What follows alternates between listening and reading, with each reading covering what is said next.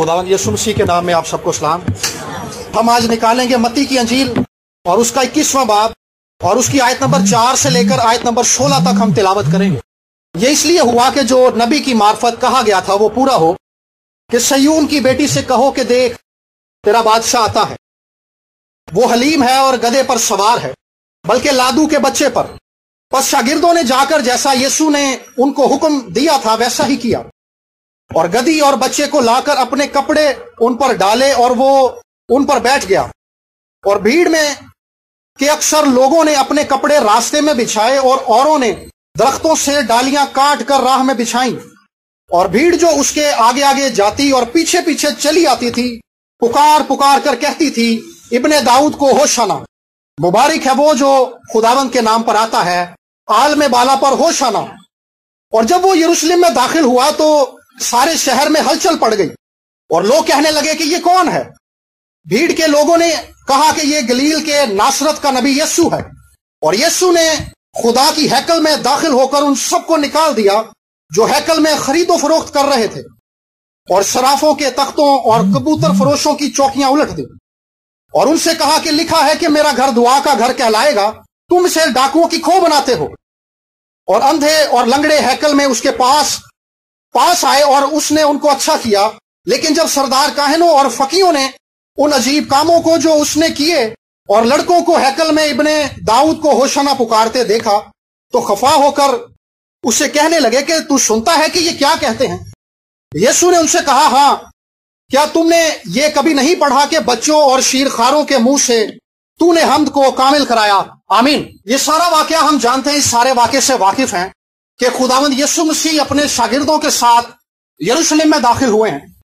और जैसे यीशु मसीह उस गधे के बच्चे पर सवार होकर यरूशलेम में आए हैं, एक बड़ी भीड़ है जो खुदावंद यीशु मसीह के पीछे चल रही है और लोग फॉलो कर रहे हैं यीशु मसीह को। भीड़ आगे भी है, भीड़ यीशु के पीछे भी है। और लोगों ने दरख्तों से डालियां काट कर हाथों में उठा ली हैं और भीड़ ने एक अजीब काम किया है। भीड़ वालों ने अपने कपड़े जो हैं वो यीशु मसीह के रास्ते में बिछाने शुरू कर दिए। असल में ये एक इसराइल का कदीम तरीका था जिससे इसराइली इस बात का इजहार करते थे कि हमने किसी शख्स को बादशाह होने के लिए चुन लिया है। अगर हम सलातीन की दूसरी किताब 9 बाब की 13 आयत को पढ़ें तो वहां पे याहू को बादशाह होने के लिए मसा किया गया है और इसराइलियों ने उसके रास्ते में कपड़े बिछाकर इस बात को कबूल किया है कि हम याहू को बादशाह होने के लिए कबूल करते हैं। और यही अमल एक बार फिर से दोहराया गया है और इस बात का ऐलान किया गया है कि यीशु नासरी हमारा बादशाह है, यीशु ही इब्ने दाऊद है।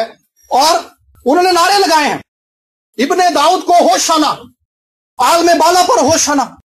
असल में इसराइली जो थे दाऊद की बादशाहत को हमेशा मानते हैं और हमेशा मानते रहेंगे, क्योंकि दाऊद की बादशाही एक ऐसी बादशाही थी जिससे जबरदस्त बादशाह इसराइल की तारीख में कभी पैदा नहीं हुआ।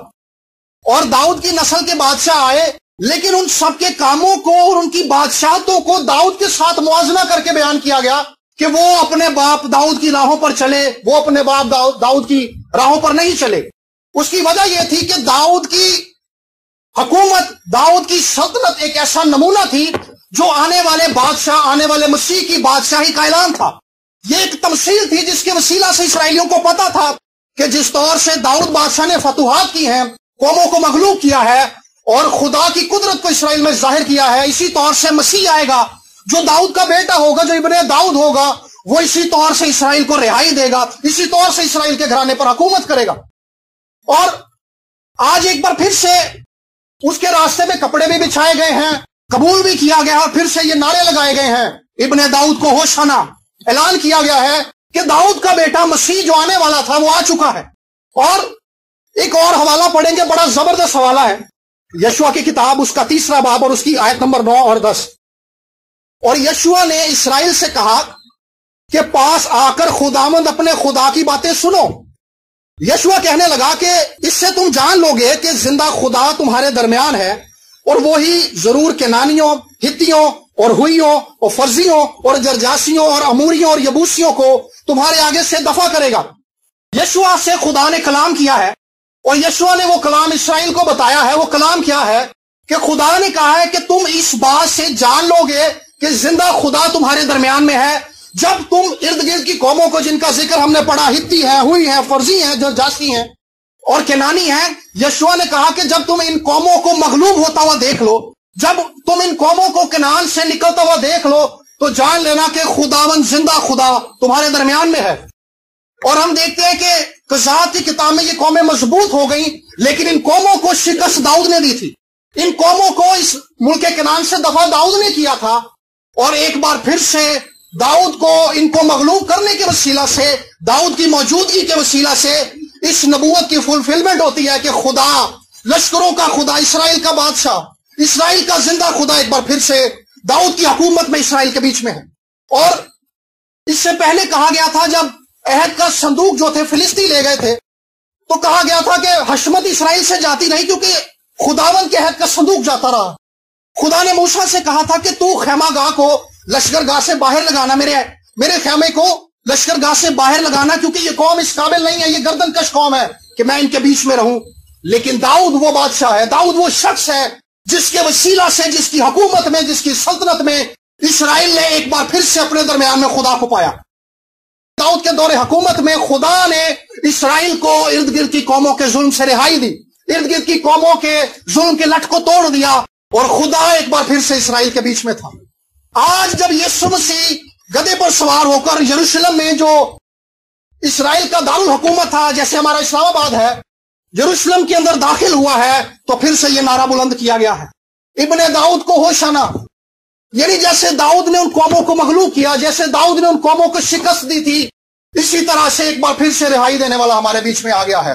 वो जिसके वसीला से खुदा इसराइल के बीच में है, जिसके बारे में कहा गया था इमैनुएल, खुदा हमारे साथ है, एक बार फिर से जिस्म में मसीह के वसीला से खुदा इसराइल के बीच में, खुदा बादशाही के लिए उनके बीच में था, खुदा इसराइल के अंदर रिहाई देने के लिए मौजूद था। और हमने पढ़ा कि जब यीशु मसीह हैकल में गए तो उन्होंने अंधों और लंगड़ों को शिफा दी।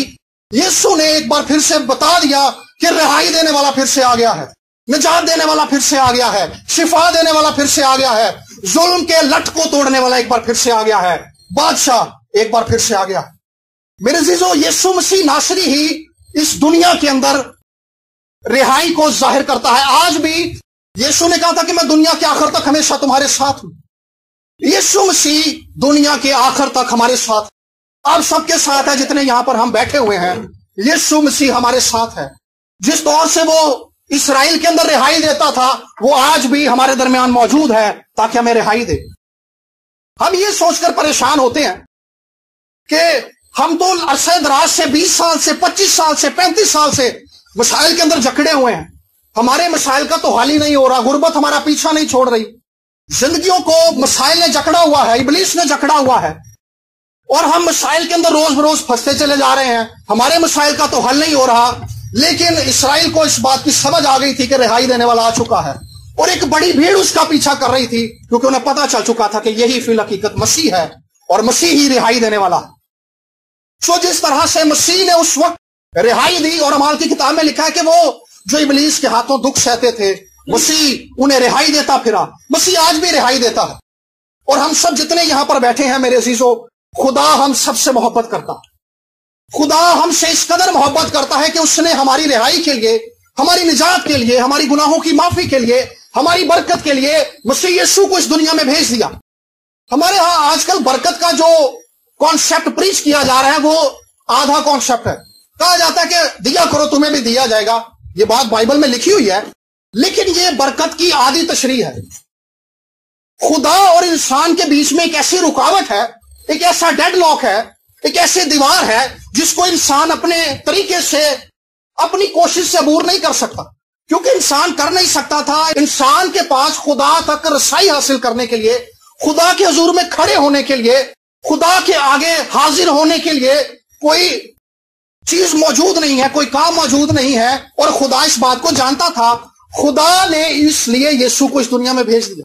खुदा जानता था कि जिन मसाइल के अंदर इंसान दबे हुए हैं, फंसे हुए हैं, उससे निकालने के लिए यीशु को जाना पड़ेगा। इसलिए खुदा बाप ने यीशु को इंसान बनाकर दुनिया में भेज दिया। इंसान के मसाइल का हल, इंसान की प्रॉब्लम्स का हल, इंसान के दुखों का हल सिर्फ यीशु मसीह ही है। अगर इसके अलावा कोई और तरीका होता तो खुदा कभी भी यीशु को मसलूब होने के लिए ना भेजता। خدا کو اتنی بڑی قیمت ادا کرنے کی ضرورت نہ ہو. خدا جانتا تھا کہ فقط یہی راستہ ہے, فقط یہی ایک حقیقت ہے. اور ہم دیکھتے ہیں کہ جس دور سے داؤد کے زمانے میں ارد گرد کی قومیں جو تھی اسرائیل کو ستاتی تھی اور وہ مضبوط ہوتی جا رہی تھیں, دنیا کے اندر غربت بڑھتی چلی جا رہی ہے, مہنگائی بڑھتی چلی جا رہی ہے, اور گناہ انسانوں پر حکومت کر رہا ہے, موت انسانوں پر حکومت کر رہی ہے. لوگ آج موت سے ڈرتے ہیں, موت سے گھبراتے ہیں, کیونکہ وہ جانتے ہیں کہ اس کا ہمارے پاس کوئی حل نہیں ہے. لیکن یسوع مسیح ہی وہ بادشاہ ہے جس نے موت کو شکست دی. یسوع مسیح ہی وہ بادشاہ ہے جس کے وسیلہ سے ہم اس فتح میں شریک ہوتے ہیں جو ایک نا ختم ہونے والی فتح ہے, جو ایک ایسی فتح ہے جس کا مقابلہ اس زمین پر کوئی چیز نہیں کر سکتی. کوئی قوت, کوئی قدرت, کوئی طاقت, کوئی حکومت, کوئی سلطنت نہیں کر سکتی. یسوع کی حکومت ایک ایسی با اختیار حکومت ہے. اور جس برکت کی ہم بات کر رہے ہیں, جب ہمارے اور خدا کے بیچ میں رکاوٹ ہے, جب ہمارے اور خدا کے بیچ میں دراڑ ہے, ہمارے اور خدا کے بیچ میں ڈیڈ لاک ہے, ہمارے اور خدا کے بیچ میں اختلاف ہے, ایک گناہ کی دیوار حائل ہے, تو جب تک وہ بیچ کے جو مسائل ہیں وہ حل نہیں ہوں گے تو انسان کیسے خدا کی برکت کا تجربہ کر سکے؟ میرے عزیزوں, جب تک کوئی شخص اس زمین پر مسیح یسوع کو اپنا نجات دہندہ نہیں مانتا, وہ اپنی زندگی میں خدا کی برکت کا تجربہ نہیں کر سکتا. روپے پیسے کو پا لینا, مرتبے کو پا لینا, شہرت کو پا لینا برکت نہیں ہے, یہ برکت کی آدھی تشریح ہے. یسوع مسیح نے کہا تھا کہ اگر کوئی آدمی ساری دنیا حاصل کر لے اور اپنی جان کا نقصان اٹھائے تو اسے کیا فائدہ؟ اگر میرے پاس دولت ہے, میرے پاس شہرت ہے, میں اپنی زندگی آسان گزار رہا ہوں, لیکن اگر مسیح کے وسیلہ سے میرا تعلق خدا کے ساتھ نہیں ہے تو مجھے اس برکت کا کیا فائدہ؟ جو برکت مجھے گناہوں کی معافی نہیں دے سکتی, جو برکت میرا خدا کے ساتھ تعلق نہیں جوڑ سکتی, ایسی آدھی برکت کا میں کیا کروں گا؟ تو جو برکت مسیح نے ہمیں دی ہے اس میں گناہوں کی معافی شامل ہے. جو برکت مسیح نے ہمیں دی ہے اس میں ہمارا خدا کے ساتھ تعلق شامل ہے. جو برکت مسیح نے ہمیں دی ہے اس میں ہم خدا کے بیٹے اور بیٹیاں ہیں. جو برکت مسیح نے ہمیں دی ہے اس میں خدا ہماری تقدیس کرتا ہے, ہماری شخصیت کی کاٹ چھانٹ کرتا ہے اور ہمیں مسیح کی مانند بناتا ہے. پولس کہتا ہے افسیوں کے خط میں کہ ہم آسمانی مقاموں پر بٹھائے گئے ہیں. مسیح یسوع کے ساتھ تعلق جڑنے کے بعد ہماری برکت اس قدر بڑھ جاتی ہے کہ ہماری رسائی آسمانی مقاموں تک ہو جاتی ہے.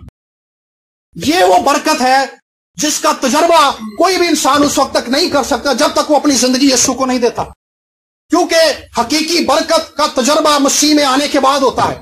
اگر کوئی بندہ دہیکیاں دے رہا ہے, ہدیے دے رہا ہے, یہ اچھی بات ہے, لیکن اگر اس کا تعلق خدا کے ساتھ نہیں ہے تو اس سے وہ برکت نہیں پا سکتا جو آنے والی زندگی میں بھی اس کے ساتھ کام کرے گی, اس کی زندگی میں کام کرے گی. اور نہ ہی اس کے وسیلہ سے وہ حکومت جو گناہ کی ہے, جو ابلیس کی ہے اور جو موت کی ہے ہماری زندگی سے ٹوٹے گی جب تک ہمارا تعلق مسیح کے ساتھ نہیں ہوگا. رومیو کے خط کے اندر لکھا ہے کہ موت نے ان سب پر بادشاہی کی. دنیا کے اندر بڑے بڑے بادشاہ آئے لیکن موت نے ان سب کو رگیت دیا, گناہ نے ان سب کو رگیت دیا, ابلیس نے ان سب کو رگیت دیا. ان تینوں چیزوں نے بادشاہوں کو شکست دی, سیاستدانوں کو شکست دی, جو لوگ سمجھدار تھے, بڑے حکمت والے تھے, ان سب کو شکست دے دی. لیکن یسوع ناصری وہ بادشاہ آیا تھا جس نے ان سب کو تباہ کر دیا. عبرانیوں کے خط کے اندر لکھا ہے کہ اس نے اپنی موت کے وسیلہ سے گناہ کو اور ابلیس کو ہمیشہ کے لیے تباہ کر دیا. سو یہ وہ بادشاہ ہے جو ابن داؤد ہے, جو داؤد سے زیادہ زوراور ہے, جو داؤد سے زیادہ قدرت والا ہے, جس کی بادشاہی کا آخر نہ ہوگا. آج وہ پھر سے یروشلم کے اندر آیا ہے اور اسرائیلیوں نے اس کو قبول کیا ہے, کیونکہ یہ جانتے ہیں کہ ابن داؤد ہی رہائی دینے والا ہے, ابن داؤد ہی شفا دینے والا ہے, ابن داؤد ہی نجات دینے والا ہے. اور جس حصے کو ہم نے پڑھا وہاں آغاز یہ تھا کہ جیسا نبی کی معرفت کہا گیا تھا, زکریا نبی کی معرفت کہا گیا تھا کہ وہ صادق ہے اور نجات اس کے ہاتھ میں ہے, وہ قوموں کو صلح کا مژدہ دے گا. یہ صادق بادشاہ آیا ہے جس پر نہ تو موت اثر انداز ہو سکتی ہے, جس پر نہ تو گناہ اثر انداز ہو سکتا ہے, جس پر نہ تو بیماریاں اثر انداز ہو سکتی ہیں, جس پر نہ تو ابلیس اثر انداز ہو سکتا ہے, نہ ہی ابلیس کے چیلے اور نہ ہی دنیا کی کوئی اور چیز اثر انداز ہو سکتی ہے, کیونکہ یہ بادشاہ حقیقی بادشاہ ہے, یہ بادشاہ زندہ بادشاہ ہے. اور اس کے وسیلے سے خدا ایک بار پھر سے بنی نوع انسان کے درمیان میں اپنے آپ کو ظاہر کر رہا ہے. جیسے خدا نے موسیٰ سے کہا تھا کہ یہ لوگ اس قابل نہیں ہیں, تو میرے خیمے کو باہر لگا, لیکن اس بادشاہ کے وسیلہ سے خدا زندگیوں میں سکونت کرتا ہے, انسان کے دلوں میں سکونت کرتا ہے, کیونکہ یہ بادشاہی انسان کے دلوں کے اندر قائم کی گئی ہے, اور یہ بادشاہی زندگیوں کے اندر صلح, نجات, رہائی, شفا کو قائم کرتی ہے. یہ مسیح کی بادشاہی. اور جیسے ہی خدا یسوع مسیح ہیکل میں داخل ہوئے, ایک عجیب کام ہوا ہے. खुदावंद ने आते ही हैकल को साफ किया है। हैकल के अंदर कबूतर फरोशों के तख्ते लगे हुए थे, उनकी दुकानें लगी हुई थी। हैकल के अंदर मनी चेंजर्स बैठे हुए थे, जानवर बिक रहे थे, और ईद के दिन था, यरूशलेम के अंदर ऑलरेडी बड़ा रश था। तो खुदावंद यीशु मसीह आए हैं, उन्होंने इस बाजार को जो हैकल के अंदर लगा हुआ है, खुदा ने उस सारे मेले को तो गिराना शुरू कर दिया है। खुदावंद यीशु मसीह ने दुकानों को गिरा दिया है, कबूतर फरोशों की दुकानों को उल्टा दिया है, और जो मनी चेंजर्स बैठे हुए उनके तख्तों को उलट दिया है। और खुदावंद यीशु मसीह ने कहा कि लिखा है कि मेरा घर दुआ का घर है, तुमने इसे डाकुओं की खो बना दिया। दो चीजों को यहां पर हाईलाइट किया गया है। पहली चीज यीशु मसीह ने कही कि हैकल जो है दुआ के लिए बनाई गई है। दूसरी चीज फकी फरीसियों ने कही है कि खुदावंद इनको चुप करवा, ये क्या कह रहे हैं, ये हैकल के अंदर खड़े होकर कह रहे हैं बड़े दाऊद को होशाना। तो खुदावंद यीशु मसीह ने कहा कि तुमने नहीं पढ़ा कि वो शीरखारों के मुंह से हमद को कामिल करता है। दो चीजें उठाई गई हैं, पहली दुआ है और दूसरी हमद है, परस्तिश है। हैकल को खुदा की परस्तिश और खुदा की इबादत के लिए बनाया गया था। इसलिए बनाया गया था कि खुदा यहां पे मौजूद है, और जब भी लोग यहां पर जमा हो तो खुदा की इबादत करें, खुदा की परस्तिश करें, उस खुदा की परस्तिश करें जो इस्राएल का बादशाह है। लेकिन हैकल के अंदर परस्तिश और दुआ को पीछे कर दिया गया है और दुकानें लगा दी गई हैं। हैकल को मंडी बना दिया गया है। और खुदावंद यीशु मसीह ने दूसरी बार, एक बार पहले भी खुदा ने कोड़ा उठाकर हैकल को साफ किया था, यूहन्ना की इंजील के दूसरे बाब के अंदर। वो खुदावंद की खिदमत का आगाज था, ये खुदावंद की खिदमत का एंड है। खुदावंद ने एक बार फिर से इस बात को जाहिर किया है कि इसराइल को, ईमानदारों को एक बार फिर से इस बात पर गौर करने की जरूरत है कि दुआ और परस्तिश मसीह जिंदगी का, ईमानदारों की जिंदगी का एक अहम हिस्सा है। जो नारा बुलंद किया गया है, दाऊद ही वो बादशाह था जिसने इसराइल को एक ऐसा मुनज्जम परस्तिश का सिलसिला दिया था जो हर वक्त चलता रहता था। दाऊद ने जो परस्तिश का सिस्टम दिया था वो था कि हैकल के अंदर परस्तिश 24 घंटे चलती रहती थी। दाऊद के खैमे में परस्तिश का सिलसिला हर वक्त चलता रहता था। दाऊद के सिस्टम के मुताबिक परस्तिश बंद नहीं होती थी, बल्कि मुख्तलिफ टीमें थी जो आती थी, परस्तिश करती थी, गीत गाती थी, और उसके बाद शिफ्ट चेंज हो जाती थी और परस्तिश चलती रहती थी। और मैं जब इस बात पर गौर कर रहा था तो मैं हैरान हुआ कि ये तो आसमानी तरीका है। आसमान पर लिखा है कि वो बगैर आराम किए ये कहते रहते हैं कुदूस कुदूस खुदावंद रब्बुल अफवाज, खुदावंद कादर मुतलिक। तो दाऊद के पास खुदा की परस्तिश का मुकाशफा था, और दाऊद ने इस मुकाशफे को उस जगह पर लॉन्च किया है, उस जगह पर एक्टिव किया है, और ये मुनज़्ज़म किया है उसको कि खुदा की परस्तिश इस तौर से की जाए। और जब हम ज़बूरों को पढ़ते हैं तो ज़बूरों के अंदर हमें दुआएं नजर आती हैं कि दाऊद ज़बूरों के अंदर अपने दिल की हालत को खुदा के आगे रख रहा है। दाऊद किन मसाइल के अंदर फंसा हुआ है, दाऊद किन मुश्किलों के अंदर फंसा हुआ है, दाऊद उस हालत को खुदा के आगे बयान कर रहा है। दाऊद के ज़बूर ऐसे ज़बूर है। दाऊद ज़बूरों के अंदर अपने कौम की हालत को रख रहा है, दाऊद अपनी मुसीबत को खुदा के आगे रख रहा है। कई बार हम सोचते हैं दुआ क्या है? दुआ अपने अंदर की हालत को खुदा के आगे बयान करना। हम अपने मसाइल के बारे में, हम अपनी फैमिली के बारे में, हम अपने मुस्तकबिल के बारे में, अपने बच्चों के बारे में, अपने वालिदैन के बारे में जो कुछ भी सोचते हैं, उस सारी हालत का बयान जब हम खुदा के साथ कर देते हैं तो ये दुआ है। ज़बूरों के अंदर यही हमें दिखाई देता है। ज़बूरों के अंदर जो दूसरी चीज अहम है, दाऊद खुदा की परस्तिश करता है। दाऊद फरिश्तों को कहता है कि फरिश्तों खुदावंद की हमद के लिए आओ। सब जमीन के लोगों, सब जमीन के लोगों को कह रहा है परस्तिश के लिए आओ। आसमान के पानियों को कहता है परस्तिश के लिए आओ। जमीन पर रहने वाली मखलूकात को कहता है परस्तिश के लिए आओ। क्योंकि दाऊद इस बात को जानता था कि यहोवा ही परस्तिश के लायक है, इसराइल का जिंदा खुदा ही परस्तिश के लायक है। और दाऊद के ज़बूरों में जो एक चीज गालिब है वो ये है कि दाऊद खुदा की जात को जानते हुए परस्तिश करता है। दाऊद खुदा को जानता है। मसीह जिंदगी खुदा को जानते रहने और जानते चले जाने का नाम है। मसीह के साथ जो हमारा ताल्लुक जुड़ा है, ऐसा नहीं है कि ये हमने मसीह को नजात दहिंदा कबूल किया और बात खत्म हो गई। ये खुदा के साथ हमारे एक नए सफर का आगाज है। ये आगाज है। इसके आगे खुदा ने हमारे लिए जो कुछ रखा है, हम जैसे जैसे मसीह में चलते जाते हैं, हम उन सारी चीजों का तजर्बा करते जाते हैं। हम खुदा की कुदरत को जानते हैं, हम खुदा की हिकमत को जानते हैं, हम खुदा की मोहब्बत को जानते चले जाते हैं, हम खुदा के रहम को जानते चले जाते हैं। और फिर ही हम इस काबिल होते हैं कि दाऊद की तरह हम कह सकें, ऐ सब जमीन दे लोगों तारीफ करो रब दी। क्योंकि हम खुदा को जानते चले जाते हैं। और खुदा को जानते चले जाने का जो सफर है یہ خدا کے ساتھ جڑے رہنے کے ساتھ چلتا رہتا ہے۔ جیسے ہی ہم خدا کے ساتھ ہماری رفاقت کمزور پڑتی ہے، ہم خدا کو جاننا کم ہو جاتا ہے، ہم پیچھے ہٹنا شروع ہو جاتے ہیں۔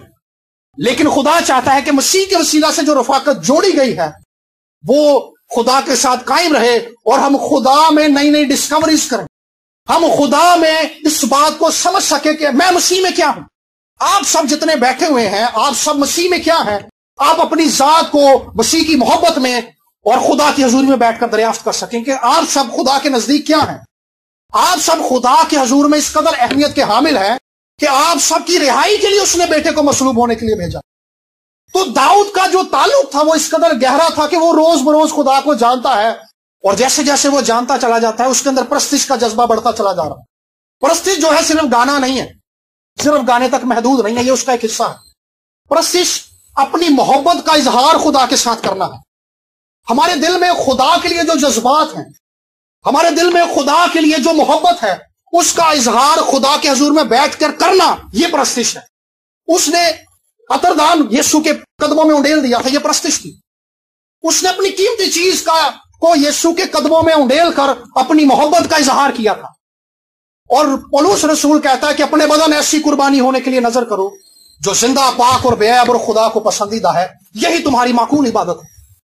میرے عزیزو، جب ہم مسیح کو قبول کرتے ہیں تو اس کا مطلب یہ ہے کہ ہم اپنے آپ کو خدا کے حضور میں پیش کرتے ہیں، ہم اپنے آپ کو خدا کی عبادت کے لیے پیش کرتے ہیں، اور یہی وہ پرستش کا لیول ہے۔ انسان کے پاس اپنی زندگی سے بڑھ کر اس زمین پر کچھ نہیں ہے۔ تو جب ہم اپنا آپ مسیح کو دے دیتے ہیں، خدا کی پرستش میں اپنا آپ مسیح کو دے دیتے ہیں، تو یہی وہ معقول عبادت ہے جس کی خدا توقع کرتا ہے ہم سے۔ آج جب ہم اس پیغام پر غور کر رہے ہیں، جب مسیح بادشاہ آیا ہے، مسیح حکومت کرنے آیا ہے، اور یہ حکومت صلح کی حکومت ہے۔ وہ بادشاہی ہمارے دلوں کے اندر ہے، ویزیبلی تو نہیں ہے، لیکن یہ حکومت دلوں کے اندر ہے۔ تو آئیے میرے عزیزو، ہم حقیقی پرستش میں، جیسے ابراہیم نے اپنے بیٹے کو خدا کی عبادت میں پیش کر دیا تھا کہ میں قربان کر دوں گا، میں قربان کر دوں گا، آئیے یہ وقت ہے کہ ہم اپنی زندگیوں کو، اپنی سوچوں کو، اپنے خیالات کو، اپنے نظریات کو، اپنی انا کو، اپنی ذات کو مسیح کے حضور میں پیش کر دیں تاکہ وہ اس کی راحت انگیز خوشبو لے۔ اور تیسری بات، جب وہ پرستش کرتے تھے، جب وہ شفایتیں کرتے تھے، جب وہ دعائیں کرتے تھے زبوروں کے اندر، تو ان زبوروں کے اندر نبوتیں موجود ہیں۔ جب پرستش، دعا اور شفایتیں مل جاتی ہیں تو خدا کلام کرتا ہے، یہی زبوروں میں ہمیں نظر آتا ہے۔ یہ پیٹرن جو تھا یہ داؤد نے لانچ کیا تھا، یہ داؤد نے دیا تھا، داؤد کو مکاشفاتی طور پر ملا تھا، اور داؤد نے اسرائیل کو دے دیا تھا کہ پرستش کا خدا کے گھر میں یہ طریقہ ہے۔ خدا ان سے کلام کرتا تھا۔ آج بہت سارے لوگ یہ پوچھتے ہیں کہ بھائی خدا ہم سے کیسے بولے گا؟ یسوع نے کہا تھا میری بھیڑیں میری آواز سنتی ہیں۔ ایماندار کو یہ جاننے کی ضرورت نہیں ہے کہ خدا کیسے بولتا ہے، یا خدا کیوں بولتا ہے، یا خدا میرے سے کیوں نہیں بولتا۔ ایماندار کو اپنے تعلق کو مضبوط کرنے کی ضرورت ہے، پھر وہ خود ہی تجربہ کر جائے گا خدا کیسے بولتا ہے۔ ہم نے آج جب یہاں پر بیٹھے ہوئے ہیں تو ہم نے اس آواز پر کان لگانا ہے کہ ہم جتنے اس کے حضور میں بیٹھے ہوئے ہیں، خدا ہم سے کلام کرتا ہے۔ زبوروں کے اندر آنے والے زمانوں کے بارے میں نبوتیں ہیں، مسیح کے بارے میں نبوتیں ہیں۔ یہ اس لیے تھا کہ وہ خدا کی پرستش کرتے تھے، خدا سے اپنی محبت کا اظہار کرتے تھے، اور خدا کی حمد کرتے تھے، اور خدا پھر ان سے کلام کرتا تھا۔ ہمیں اس پیٹرن کو اپنی زندگیوں میں اپنانے کی ضرورت ہے جو زبوروں کے اندر ہمیں دیا گیا ہے۔ ہم نے اپنی محبت کا اظہار خدا کے آگے کرنا ہے، اور جو پیٹرن دیا گیا تھا اسرائیلیوں نے تو اسے چھوڑ دیا تھا۔ اسرائیلیوں نے وہ حمد کا پیٹرن چھوڑ دیا، دعاؤں کا پیٹرن چھوڑ دیا۔ یہی سوال یسوع نے اٹھایا ہے کہ لکھا ہے کہ میرا گھر دعا کا گھر ہے، تم نے اسے ڈاکوؤں کی کھو بنا دیا۔ باپ ایسے پرستار ڈھونڈتا ہے۔ یسوع نے کہا تھا جو روح اور سچائی سے اس کی پرستش کریں گے۔ میں سوچ رہا تھا کہ فقیہ فریسی جو شرع کے عالم تھے، جن کو پرانے عہد نامے کی سمجھ تھی، وہ عالم لوگ تھے، ان سے زیادہ سمجھدار تو وہ نوجوان لڑکے تھے جنہوں نے ہیکل میں کھڑے ہو کر کہا ابن داؤد کو ہوشانا، کیونکہ وہ سمجھ گئے تھے کہ یہاں وہ ہے جو ہیکل سے بھی بڑا ہے، جو ابن داؤد ہے، جو خدا کا مسیح ہے۔ وہ جان گئے تھے اس بات کو۔ خدا کے ساتھ چلتے ہوئے کیا ہم جانتے ہیں کہ جو بادشاہی ہمیں بخشی گئی ہے، جو بادشاہی ہمارے دلوں کے اندر قائم کی گئی ہے، وہ کس قدر جلالی اور کس قدر قدرت والی ہے؟ آج پرستش کو بہت ساری چیزوں کے ساتھ مکس کر دیا گیا، پرستش کو صرف گیتوں کے ساتھ ملا دیا گیا کہ صرف یہی پرستش ہے۔ ایسا نہیں ہے۔ اور زبور کے اندر ایک جگہ لکھا ہے کہ پرستش صرف راست بازوں کو زیب ہے، پرستش صرف راست بازوں کو زیب ہے۔ اس کا مطلب یہ ہے کہ جو یسوع کے خون خریدے ہیں، خدا ان سے یہ تقاضا کرتا ہے، خدا ان کے آگے نظریں لگائے بیٹھا کہ وہ اس کی پرستش کرے، وہ اس کی حمد کریں۔ اور آج کل بہت سارا ایک ٹرینڈ آج کل بہت لانچ ہو چکا ہے، بہت عام ہے، گوسپل سنگر۔ اور بہت سارے ایسے گوسپل سنگر ہیں جو گوسپل کو جانتے نہیں ہیں، جنہوں نے گوسپل کو اپنی زندگی میں لیا نہیں ہے، انجیل کے پیغام کو وہ سے واقف نہیں ہے، انجیل کے پیغام کو وہ جانتے نہیں ہیں، انجیل کے پیغام کو سمجھتے نہیں ہیں، نہ ہی انہوں نے اس کو قبول کیا ہے، لیکن پھر بھی وہ گوسپل سنگر ہے۔ میرے عزیزو، کیونکہ وہ گوسپل سنگر نہیں ہے، اسی لیے گوسپل کی قدرت ان کے وسیلہ سے ظاہر نہیں ہوتی۔ انجیل اس زمین پر انسانوں کے لیے خدا کا سب سے معتبر، سب سے متبرک، سب سے عظیم اور سب سے کامل اور سب سے جلالی مکاشفہ ہے۔ یہ انسانوں کے لیے ہے۔ اور پطرس رسول کہتا ہے کہ یہ ایک ایسا مکاشفہ ہے جس پر فرشتے بھی نظر کرنے کے منتظر ہیں، کیونکہ یہ انسانوں کی رہائی کا مکاشفہ ہے جو خدا نے انسان کو دے دیا ہے۔ یہ اس میں خدا کی کامل حکمت پوشیدہ ہے۔ میرے عزیزو، جیسے جیسے ہم اس بات پر غور کرتے ہیں کہ خدا نے میرے لیے کیا کیا ہے، یسوع نے میرے لیے کیا کیا ہے، یہی وہ بات ہے جو ہمارے اندر مسیح کے لیے جینے کے لیے جذبے کو بڑھا دیتی۔ جب تک ہم اس قیمت پر غور نہیں کرتے کہ یسوع نے صلیب پر ہمارے لیے کیا کیا ہے، خدا باپ نے کتنی بڑی قیمت ادا کی ہے، تب تک ہم اپنی زندگیوں کو خدا کے ساتھ گزارنے کے لیے، جب تک ہم اس زمین پر زندہ ہیں اس وقت تک خدا کے ساتھ اپنی زندگیوں کو گزارنے کے لیے تیار نہیں ہو سکتے۔ انجیل کے پیغام کو قبول کرنے کا مطلب یہ نہیں ہے کہ ہم آلٹر کال پر اپنے ہاتھ کو اٹھا کے پادری صاحب کے پیچھے دعا کر دیں کہ ہم آج کے بعد مسیح کے ساتھ جئیں گے۔ اس کا مطلب یہ ہے کہ جب تک ہم جئیں گے تب تک مسیح کے ساتھ رہیں گے، جان دینے تک وفادار رہیں، جان دینے تک مسیح کے ساتھ چلتے رہنے کا اعلان ہم کرتے ہیں جب ہم اصل میں خداوند کے حضور میں اس بات کا اقرار کرتے ہیں۔ جو نبوت وہاں پر کی گئی تھی، یکریا کی کتاب میں لکھا کہ وہ قوموں کو صلح کا مژدہ دے گا، وہ ایک ایسا بادشاہ ہوگا۔ اسرائیلی سوچ رہے تھے کہ جیسے داؤد کی بادشاہی ویزیبلی آئی تھی، فزیکلی آئی تھی، اور داؤد نے جنگیں لڑی تھی اور داؤد نے فتوحات پائی تھی، اسرائیلی اس دن سوچ رہے تھے کہ شاید یہ ایک ایسی ہی بادشاہی ہوگی، لیکن مسیح کی یہ بادشاہی دلوں کے اندر بادشاہی تھی، یہ روحانی بادشاہی تھی۔ خداوند یسوع مسیح نے اپنی بادشاہی کو دلوں کے اندر قائم کیا، اور آج دنیا کے اندر امن کانفرنسز ہوتی ہیں، خاندان میں لوگ بیٹھتے ہیں، کمیٹیاں بیٹھتی ہیں، این جی اوز بنائی گئی ہیں کہ کس طرح سے معاشروں کے اندر امن ہو سکتا ہے، کس طرح سے گھروں کے اندر امن ہو سکتا ہے۔ آج لوگ اس لیے بے چین ہیں کیونکہ وہ جانتے ہیں کہ ہمارے اندر امن نہیں ہے، ٹینشن ہے، ڈپریشن ہے، پریشر ہے، بوجھ ہے، ٹینشن ہے، اور یہ مایوسی ہمارے اندر بھی ہے، یہ بوجھ ہمارے اندر بھی ہے، یہ بے چینی ہمارے اندر بھی ہے، یہ ہمارے ماحول میں بھی ہے، یہ ہمارے معاشرے میں بھی ہے، یہ ہمارے ملک میں بھی ہے۔ لیکن مسیح وہ بادشاہ ہے جس کے بارے میں لکھا ہے کہ وہ قوموں کو صلح کا مژدہ دے گا، جو صلح کا مژدہ دے گا۔ مسیح کے وسیلہ سے اس زمین پر امن نہیں ہو سکتا۔ مسیح ہی وہ بادشاہ ہے جس کی بادشاہی امن کی بادشاہی ہے۔ امریکہ کا جو نشان ہے وہ عقاب بنا ہوا ہے، اور اس عقاب کے پنجوں کے اندر انہوں نے تیر پکڑائے ہوئے ہیں۔ مطلب یہ ہے کہ ہم زمین پر امن کروانا چاہتے ہیں، لیکن یہ امن جو ہے تلوار کے زور پر ہوگا، جنگ کے وسیلہ سے ہوگا۔ لیکن مسیح ایک ایسا بادشاہ ہے جو محبت اور صلح کے وسیلہ سے امن کو قائم کرتا ہے۔ یہی وہ بادشاہ ہے جس کے ہم منتظر ہیں، جس کی آج دنیا منتظر ہے۔ اور میرے عزیزو، جب یہ بادشاہ آ چکا ہے، یہ زندگیوں میں آ چکا ہے، یہ دنیا میں آ چکا ہے، تو آئیے اس کی حکومت کو اپنی زندگیوں میں قبول کریں، اور اپنی زندگیوں کو، اپنی کلیسیاؤں کو، اپنے گھرانوں کو دعا کا گھر بنا لیجئے، پرستش کا گھر بنا لیجئے جو خداوند کے وسیلہ سے کی جاتی ہے۔ اور ایک بات، اسرائیلیوں نے داؤد کے پرستش اور حمد کے پیٹرن کو چھوڑ دیا تو یسوع مسیح نے ان کی ملامت کی، یسوع نے انہیں ڈانٹا، یسوع نے سب کچھ الٹا کر یہ بات بتا دی کہ اسی پیٹرن کو اڈاپٹ کرو جس کے لیے ہیکل بنائی گئی تھی۔ تو ایک بار پھر سے اعمال کی کتاب کے 15 باب کے اندر، 15 باب کی 16 آیت کے اندر جب رسولوں کی کاؤنسل بیٹھتی ہے تو میں حیران تھا کہ یسوع مسیح کے الفاظ پر، یسوع مسیح کے کاموں پر ابتدائی کلیسیا نے کس طرح سے غور کیا ہے۔ یسوع کے ایک ایک لفظ پر انہوں نے غور کیا ہے، یسوع کی تعلیم کی ایک ایک بات کو انہوں نے یاد رکھا ہے، یسوع کے ایک ایک ایکٹ کو، ایک ایک عمل کو انہوں نے یاد رکھا ہے۔ اور یعقوب اس دن رسولوں کی کاؤنسل کے اندر بیٹھ کر کہتا ہے کہ خدا داؤد کے گرے ہوئے خیمے کو پھر سے کھڑا کرے گا۔ داؤد کا خیمہ کون سا تھا؟ وہ پرستش، عبادت اور دعا کا خیمہ تھا۔ سو آئیے میرے عزیزو، جب یعقوب نے اس بات کا اعلان کیا کہ خدا داؤد کے گرے ہوئے خیمے کو کھڑا کرے گا، تو یہ خیمہ ہمارے خاندانوں، ہماری کلیسیاؤں، ہمارے ملک اور ہمارے معاشرے کے اندر قائم کیا جائے گا۔ یہ خدا کا منصوبہ ہے کہ خدا اسے قائم کرنا چاہتا ہے۔ جب خدا قائم کرنا چاہتا ہے تو اس کائنات کی کوئی قوت اس کو روک نہیں سکتی۔ ہم نے صرف اپنے آپ کو پیش کرنا ہے، اور مسیح इब्ने दाऊद को अपनी जिंदगी का बादशाह मानना है। इसको मानते ही खुदा अपनी बेबयां कुदरत को हमारे घरानों और जिंदगियों में जाहिर कर देगा और इस गिरे हुए खेमे को फिर से खड़ा करके हमारी जिंदगियों के अंदर अमन, सलामती, बरकत, निजात और सुलह को कायम करेगा। इन लोगों ने कबूल कर लिया था कि मसीह ही बादशाह है। सवाल यह है कि क्या हम मसीह को अपनी जिंदगियों का बादशाह मानने के लिए कबूल करते हैं? क्या हम इस बात को मानते हैं कि मसीह हमारी जिंदगी का बादशाह है, हम उसके साथ जिंदगी गुजारेंगे, हम उसके साथ जिएंगे?